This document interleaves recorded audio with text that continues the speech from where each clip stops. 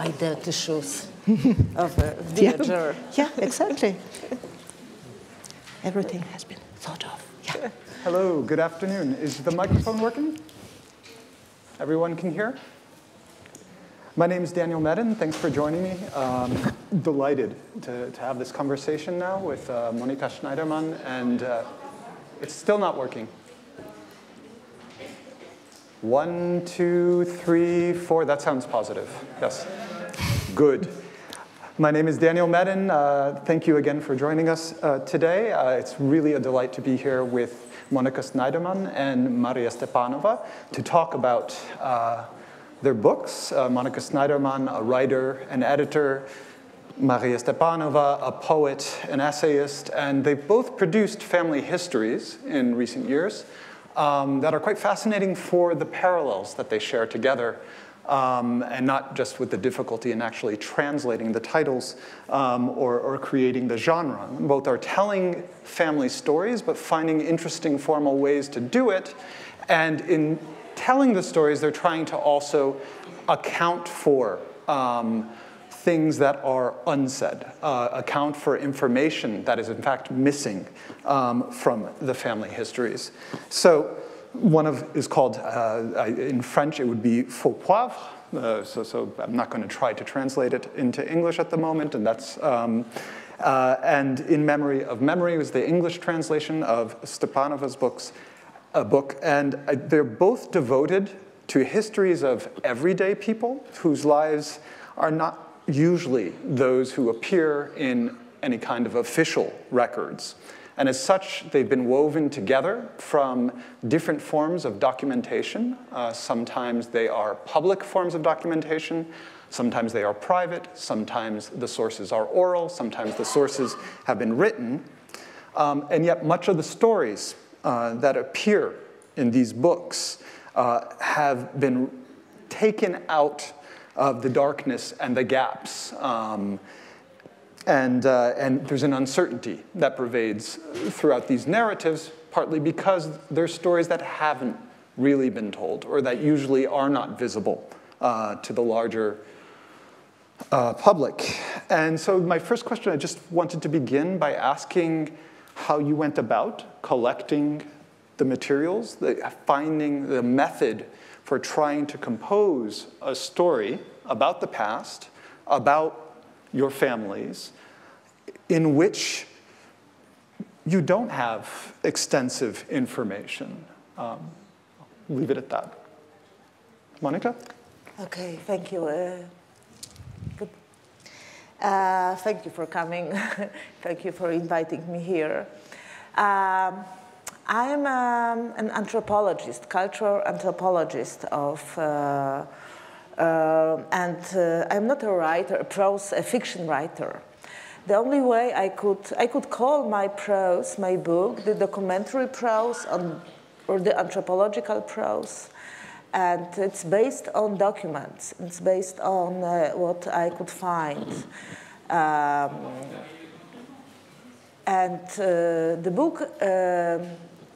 book begins with a great silence of my father. And I didn't know anything about my family, the Jewish family, because I am of Jewish-Polish origin.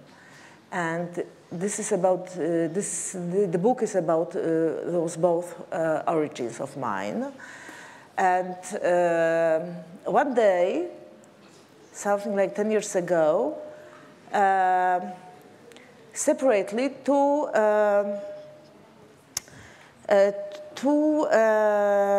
there were two accidents. The first of them, it was the information from the court that there is a piece of land that belonged before the war to my Jewish family, to my Jewish grandfather. I didn't know about this piece of land. And my father told he either. So I started to investigate. What's it about? And it appeared that my family, Jewish family, had a pension, a small hotel, private hotel, close to Warsaw in the outskirts. It was situated on this piece of land in a very beautiful surrounding in a forest. and that after the war, something happened. But of course, the whole family, my whole Jewish family perished in the Holocaust. My father was the only one who survived, but he was a small boy, a little boy, so he didn't know anything about any lands, about any properties. He was an orphan, and there was nobody to tell him about this. And also, he didn't care. I mean, he was that kind of man who didn't care about material properties. And then it appeared that it belongs to us suddenly. So I went there and I started to think, what's this place about? How should I treat it? I mean, what does it mean to my mind, this place that were full of people before the war? And then the parcel from America came. And it was a parcel with a lot of photos of his family, my father's Jewish family, from before the war, family photos taken by one of my uncles. And also letters. And everybody was described on the back sides of these photos from names. And it was written that Frania is an aunt and Salim is a grandfather. And, you know, suddenly I received a great gift consisting of many names, relations between them. And suddenly I could imagine who inhabited this piece of land. It started to be very, lively for me. Inhabited by a lot of very vivid persons who were staying there for a long time, playing football, having parties, smiling, kissing. A normal life was going there before the war, and suddenly I could imagine this. And then I started to look for documents, for archives. I started to travel to archives to find more information. And that's how this story was began. Also, there's another branch of my Jewish family. The branch from another town in Poland, which I also knew nothing, because my grandfather escaped from them. He moved to Warsaw. He became a physician, and he cut off all his ties with the other family. So I started to look for all documents I could achieve. And so on the one hand, some of this is emerging from photographs, some of it is emerging from research that she conducts about the period and the towns themselves, the places they must have been located. Maria, how do you begin with when there's so much gaps and you're telling a family story, but all you have are the scraps? You wanted to write this book for a long time before you did, right? I mean, it had its seed had been planted many years before, right? Well, yes and no, actually, and well, maybe that's a difference.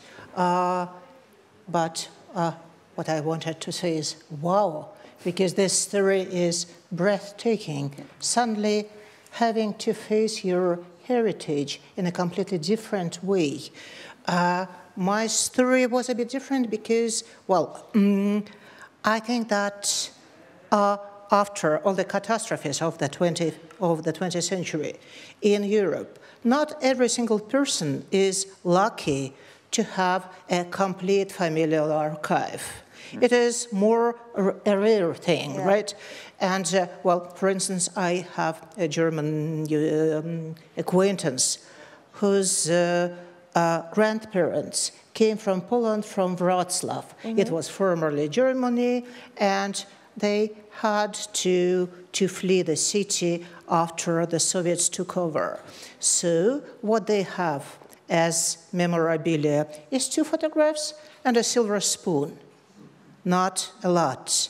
I was lucky because my family, and it is obviously a family of hoarders, we are unable to part with anything. A metro card, a ticket from an opera, we are saving everything. I'm trying to work at it. Okay, so we were collecting things for a long time. And I was brought up in the climate of of memory, of things that are supposed to be remembered. So when my mother wanted to do something nice for me when I was ill or it was a holiday, she was just bringing out of the wardrobe a couple of huge family albums with all the photographs, starched collars, beautiful faces, strange hats, whatever. And she was telling me the stories. She was a kind of a family storyteller. She knew everything about my father's storyline as well. So that was my regular regime for a long time. So it is no wonder that I started writing this book of mine, In Memory of Memory, when I was maybe 12 years old, ages ago. I'm not that young anymore, but I have some evidence to show off. There is a notebook, a school notebook from the Soviet years with the oath of the young pioneers at the back cover. And a few first pages, maybe 4 or 5 pages, are covered with my handwriting. I am trying to tell the family story. No one told me to do it. No one told me that I'm obliged to write about my family. But somehow, from the very beginning, maybe I didn't even think of myself as a writer or as a poet, but I already know that at some point I'm going to tell it. But I was sort of pushing this thought away because it was too hard a thing to carry forward because, well, all the memories were kind of painful, and also maybe it is a privilege of the young age. You don't want to give too much attention to the past. So I was over 40 when I decided that now it is time for me to start. And at this time, no one was alive anymore. My mother was dead, and all the grandmothers, grandfathers, grandaunts, whatever. So I had plenty of letters and plenty of stories I was remembering from my childhood years, and a long, long row of beautiful photographs. But I couldn't connect the dots. Yeah. I didn't know if that is that beautiful man with a beautiful beard, if it is the uncle Busia that died in an accident because he had fallen under a horse carriage. I don't know. The story is interesting, and horse carriages, but I cannot connect it. So the story was consisting of gaps and omissions and missing pieces, despite the fact that I had plenty of material, plenty of evidence. So I also had to do an extensive research.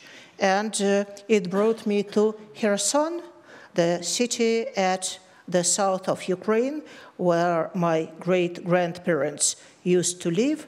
And when I came there, I understood that I know nothing about my familial story, because the whole part dealing with this family line was totally forced away from the family consciousness. They didn't want to talk about that. They didn't want to remember it, because this great-grandfather was a factory owner, and something had happened to him during the Russian Revolution when the family property was nationalized. So a story without an ending and practically without a story. I just knew that this line existed, but nothing else. And when I came to Kherson, his presence, his life was heavily documented, but everything I could find was telling stories about his business strategies. Even in the local museum, there was an agricultural thing, an enormous iron animal that he had, which he was producing, but not a single photograph of him. Not a single photograph, not a single detail on his own private life, and no information on his death. So I still don't know if he had perished during the purges of the revolution or, well, gotten away or whatever. So yes, every single story we are having, I think, it is circling around a void, and we don't even know what is this suppressed information we're trying to get our finger on. And yeah, that's how it works. Can I add something? That I was brought by my Polish family, which was very big, which survived the Second World War, which was this kind of successful families that before the war was rich, and my grandfather was a very big entrepreneur, and then they were landowners. And I knew the story of my Polish family very well. I was fed up with that as a child, as a young woman. As Maria said, young people don't care about past, and they usually are fed up when the elder relatives keep repeating the same stories all the time. But as a child, I didn't feel and I didn't miss the other part of the family. My father was in this family as the only Jew. He was a silent. He was silent. He didn't speak about his past, and not even before the life before the war, when he also had a very happy family, and of course also about Holocaust. So I was overwhelmed with his silence. I was afraid of it. So I didn't answer. I didn't ask. I was afraid of asking. And that's why when these documents, these photos and these letters came from America, sent by an aunt who, never mind, sent from America, it was, as I told, as a great gift, and suddenly, in this emptiness that my father created around him and about his family, it became to be smaller, this emptiness. And then I thought maybe I should try to make it even smaller and to fulfill this emptiness, to do with something with that, because this emptiness was also very overwhelming. It's strange because it makes me think of a paradox, that on the one hand, photographs are silent. And it, of course, if you haven't seen her book yet, the moment that you open it, you can see it consists of these photographs. These photographs are a part of the narrative, a part of the story. There's a counterpoint between the pictures that you see and the story that she is telling and has assembled.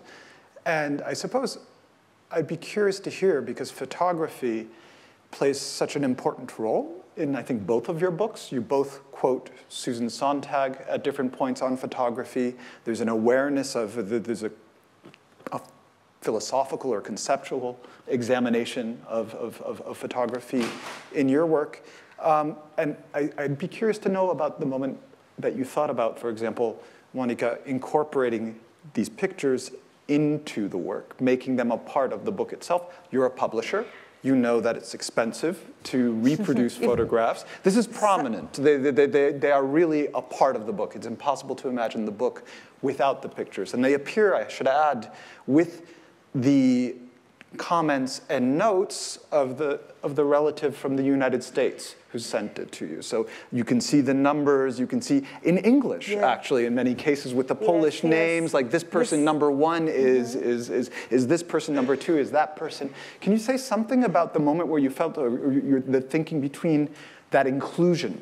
Well, I'm very lucky because I am my own publisher, so I could say, oh yeah, you are allowed to publish these photographs, even in color.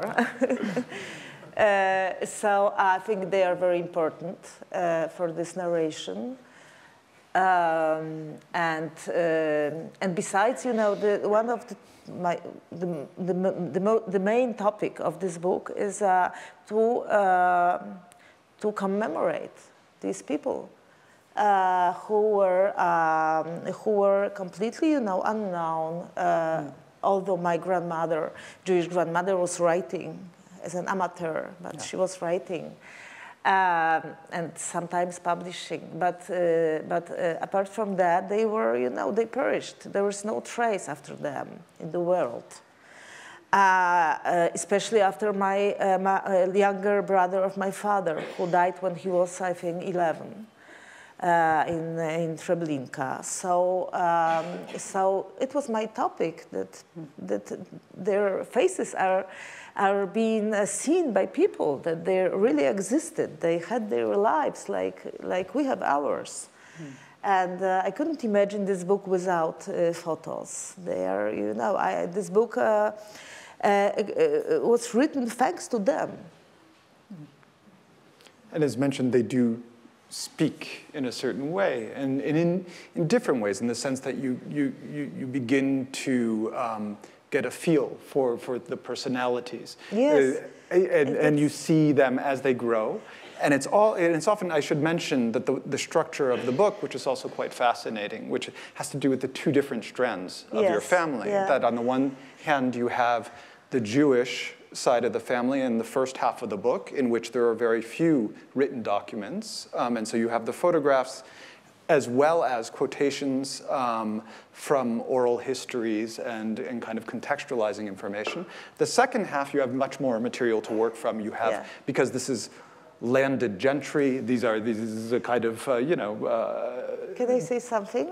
But, one of the impulses for writing this book was that suddenly I got this glimpse that I was brought up with the portrait of my grandmother, Polish grandmother, which was also always present in our apartment. It was taken in 41. In July 41, she's sitting on the branch, and she's very elegant. She was a beautiful and a very elegant person. She has pearls like yours, and she has a hat, a summer hat, and she's, you know, a beautiful jacket, and she's happy. It's July 41. And in the same time, 150 kilometers from this place in Złoczów, close to Lviv, my other grandmother, which was also very beautiful and a very, very vivid person, is murdered in pogrom. And this comparison that came to my mind was also another beginning of the book. Maria, can you say something about... Yes, I'd love to, because, I'm listening to you, Monika, and noticing the parallels and the differences, and it is endlessly interesting. And my mother also was an amateur writer, an amateur poet, and so I wonder, well, how it works for us. Is it a kind of a mission that we've been sent into? We have to be writers because they didn't have a chance to become writers. But I'm not using photographs in this book of mine, and it was a conscious decision. With one exception. With one exception. There is just one photograph at the end of the book. And I have an extended family archive, so there is plenty of photographs.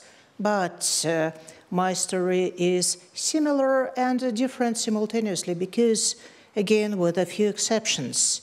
My family is a family of those who've managed to stay alive.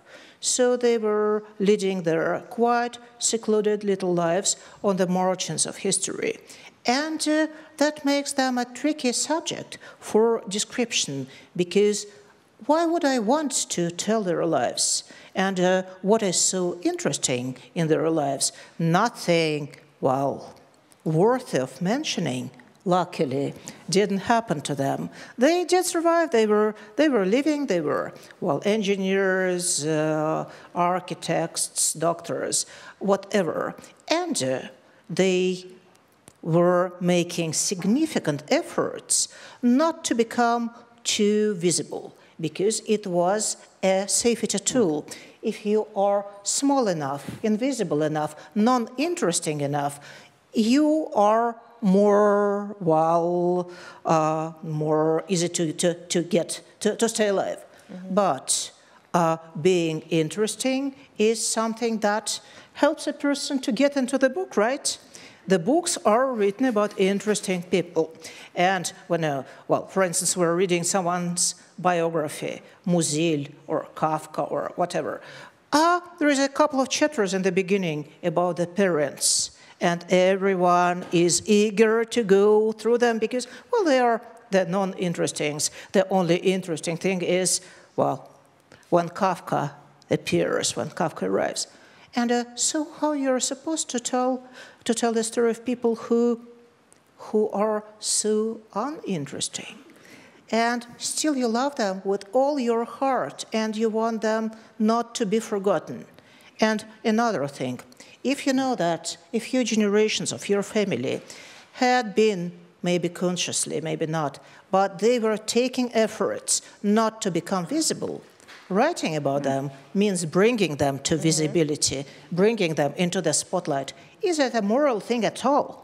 How does it work? Do I have a right to, well, expose my family's nudity? And still I had this strong urge to tell the story because, well, in a secular world, memory is as close as we can get to commemorating people, to moving on with this idea of eternal memory. So I had to write this book, and yet I had no moral right to write it. And so I was trying to balance these things. And my solution was telling all the stories, but never showing the faces. And so there is a chapter that is describing a bunch of photographs, but a reader has a chance to imagine their photographs, to make a mental picture out of my writing, but I'm not bringing any evidence to this scene, with one exception that comes at the back, at the last page. Yeah. Photos are also fascinating because they inevitably... Can I add one thing? It's very interesting what you said, that your family tried to be invisible. Mm-hmm. It's the same exactly that my father was practicing after the war. Mm-hmm. And also during the war, when I asked him once, or maybe he gave an interview, and somebody asked him, how did you survive Auschwitz? He said, I always tried to be inside, in the middle, the middle. Yeah. Yeah. So, you know, he didn't explain it. And then, after the war, he also tried to be in the middle.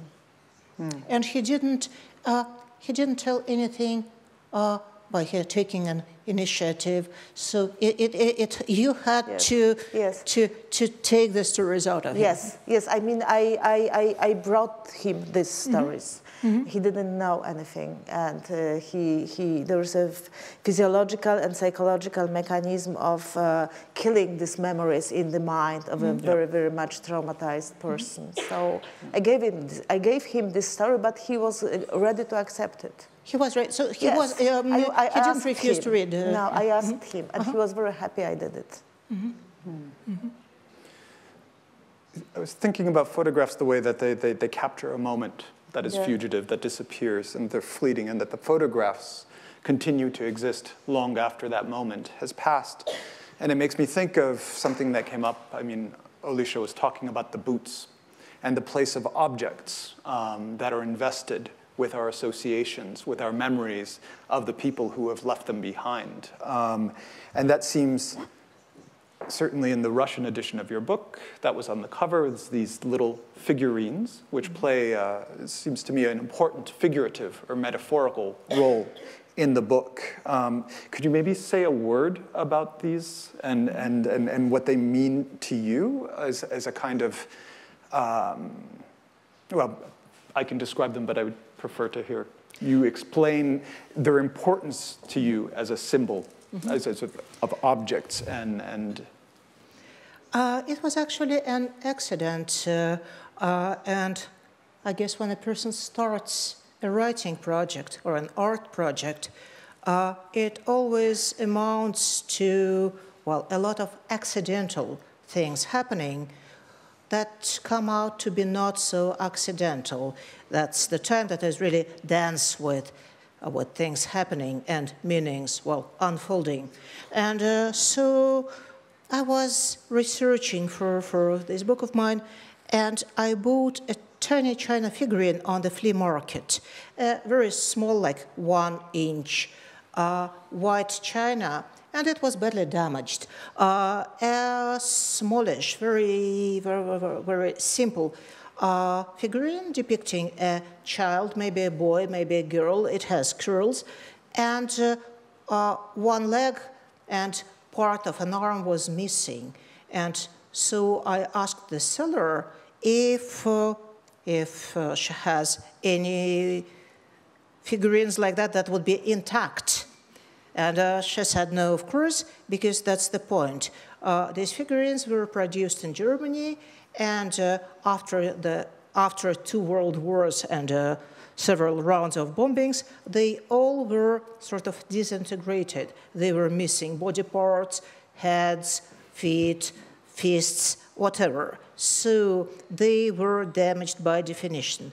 But of course, they didn't used to be at the beginning. And so I started researching again, and I found out a lot of interesting stories about these figurines. In the US, they are called the Frozen Charlotte, and there is a romance song written about the Frozen Charlottes in the middle of the 19th century.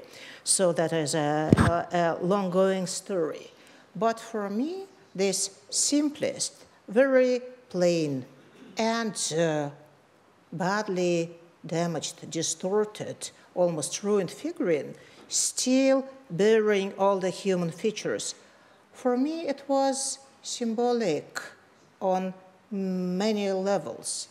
It could serve as a symbol of a story that never arrives in its completeness. So, as my story, it was definitely lacking a couple of body parts, maybe a lot of them. And anyway, these small figures, could they be, well, a sort of symbolic replacements or analogies for my own family members who were actually, as I think every person who lived in the 20th century, who were survivors because they reached the shore. They've managed to stay alive.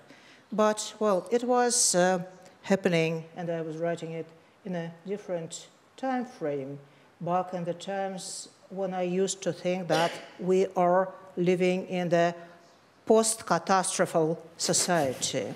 And now I'm afraid that it was only an intro, and we were living before the beginning of catastrophes coming back. So, yeah, things are, I have a different viewpoint nowadays, but the figurines, they still work, maybe as a reminder that a person can survive and stay herself despite everything. And in fact, what's interesting is that the individuality emerges from those particular points of brokenness and trauma. You're right. And there is an interesting article written by Winston Hugh Oden back in the 30s, where he is speaking about trauma. Well, everyone is speaking about trauma nowadays, right? But he is speaking about it he doesn't use the word, it wasn't that fashionable back then. But he's speaking of trauma in an interesting way. He thinks it is a shaping experience. He thinks that a person is to face some kind of a private catastrophe, of a private trauma anyway. And what is making us different is the kind of trauma we're encountering. So it is a shaping force that is actually transforming us into, well, full-blown persons. So trauma is the thing that is personal about a human person, which is an interesting approach, right? Yeah. I want to ask you a question about a different kind of trauma manifested by a material object. And forgive me if I mispronounce this term, which appears in the book, Pozydowski. So the objects that were left by Jews who were deported, killed, fled. And there are disturbing passages throughout the book about these remnants of the departed Jews, and as well as reflections on the accounts of their neighbors, those people who, as you said, only so many kilometers away in 1941, these two absolutely different histories of peoples who have lived side by side in the past and had relations with one another. There are two things that were deeply disturbing in the reading of the text in terms of not just being a family history, but presumably also a history of Poland in that respect, the particularities of things that were happening there. One had to do with the possessiveness of those objects that had been abandoned by those who wanted to claim them. And then the other, which perhaps we'll get to later, but this has to do with the historical aspect, is the pogroms that were continued to take place after the end of the war. That's something that I've never read about. I'm not a specialist, but unfortunately it also comes within telling the family story that, and documenting the history of your father's side of the family, that becomes something that needs to be addressed. What was the question? Could Yeah, you good. please? I understand with every your word, but I didn't get. Yes, I suppose the question. Could you say something about, because these are both two aspects of the narrative that I feel are about my underrepresented in historical narratives about the Second World War, or lesser known. And could you say a little bit more, for example, about the questions of property and ownership? And because my book is not only, as you told, about my personal story of my family, but also about the relations between Poles and Jews during the war, before the war also, because we experienced pogroms in Poland before the war too. In the 30s, when the atmosphere became more and more dense and anti-Semitic, and during the war, it's a very, very difficult matter that we are dealing with in Poland all the time. The historical politics is dealing with this subject. The society is divided is divided into two parts, saying very generally. One of them thinks that Poles were very brave, and everybody was helping Jews, risking their lives, and they are also victims of this war, as Jews are.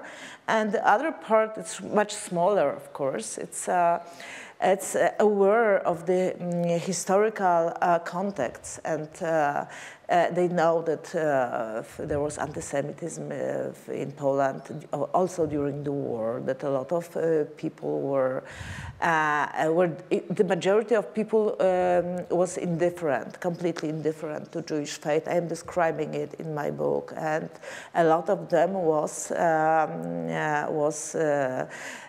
betraying Jews when they were hiding. They were betraying their own Polish neighbors who were hiding Jews, and they were even killing Jewish citizens, their co-citizens.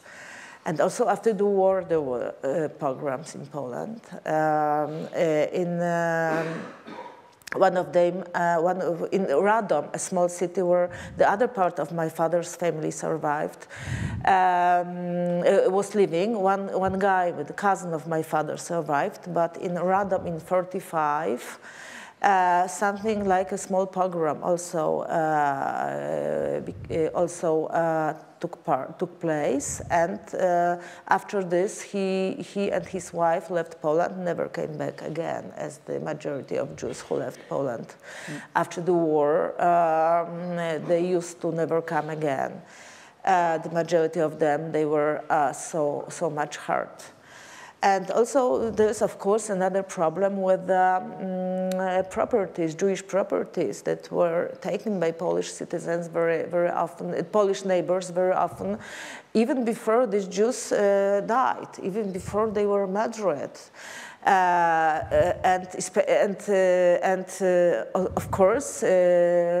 Of course, after they died, after they were murdered, there was no problem with taking these properties by Poles. And to make it more easy, I think there is this game in language, in Polish language, that Polish people don't say Jewish things; they say after Jewish things. So they make them more innocent.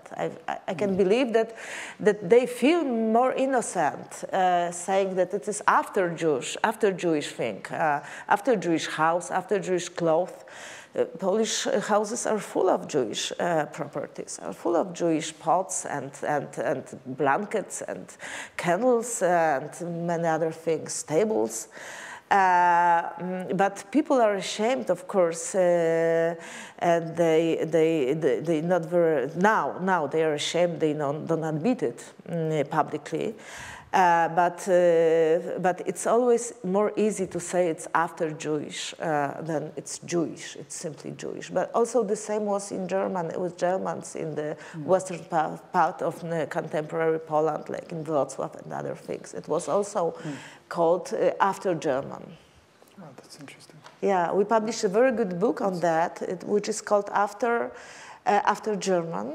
And it is a big success in Germany. I recommend it very much, by Karolina Kuszyk.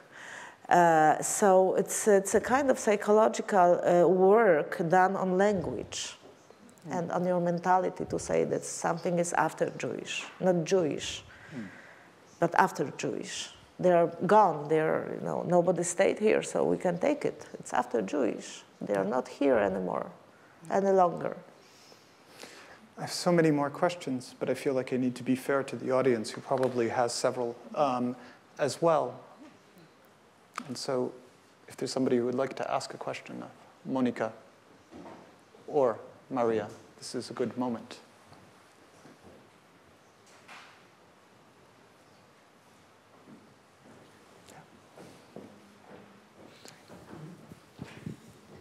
Thank you. I've been wondering a bit, especially from the perspective of the place in Europe we are right now, and the places that your both families were living and are living. Do you think that this type of family writing is only possible in the, so to speak, Eastern Europe, and here this type of family histories will be completely different due to the, so to speak, historical context and, yeah, so to speak, more stability? Well, I would say, no, at least, well, in my frame of mind, not. Well, I have a certain small experience because I was teaching memory writing and memory studies in different places in the US and Germany, and so I have some, well, comparisons. And I suppose that we are actually living in the context that is quite global and that is characterized by a very close attention to every tiny thing that is related to the past. The past becomes much more important and I'd say much more seductive than any brand, any version of the future. The past becomes political, and we're having some dire consequences of this sudden valorization of the past. I think that the Russian invasion in Ukraine, the whole war that has been going on since the 2014, but especially this new round, it is a memory war that is being dealt with in in a mood of appropriation and reenactment. They try to reenact certain things dating back to the World War II and the lines of thinking that are close to that, that are really archaic. But it goes deeper. And I had to spend a few hours in the airport yesterday. And so I took a close notice of the books in the bookshop.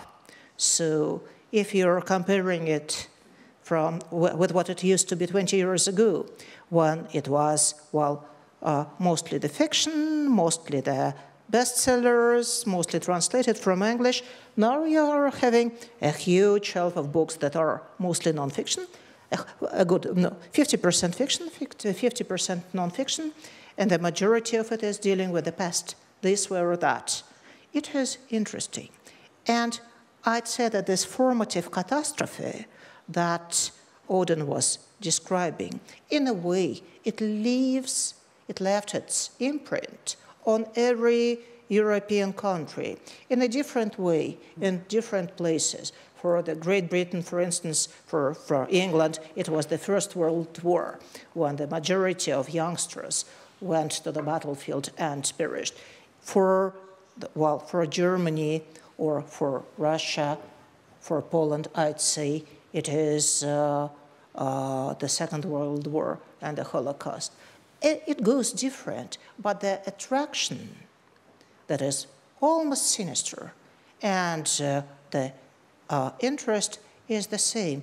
And actually there is a lot of books written about familial stories in a number of languages. Sometimes they are connected to the Eastern Europe because all the stories are interconnected, and our history is not the history of Switzerland or some region of Switzerland or of Russia. Everything, it is like a carpet. It is woven and many threads are included. So yeah, I think that we are, well, witnessing the dawn, the beginning of memorial literature, and it has a long way to go. No, you said everything. As a publisher, I can say that there is a renaissance, at least in Poland, but as you say, it's not only the Polish case. The renaissance of family stories, personal stories, memoirs, not only from Eastern Europe, but also from other countries, not only Jewish histories, but also other histories. And yes, that past is something very, very important now. Yeah, and, our publishing house is publishing a lot of them. We have maybe time for one quick question. Or they can also be asked in the period of dedications, where I hope you will go upstairs and find one of these books where they are for sale in several languages. I'd like to thank both Monika and Maria, as well as the interpreters who have been throughout the day making all of these conversations accessible to all of us. Thank you very much. Thank you very much. Thank you. For you.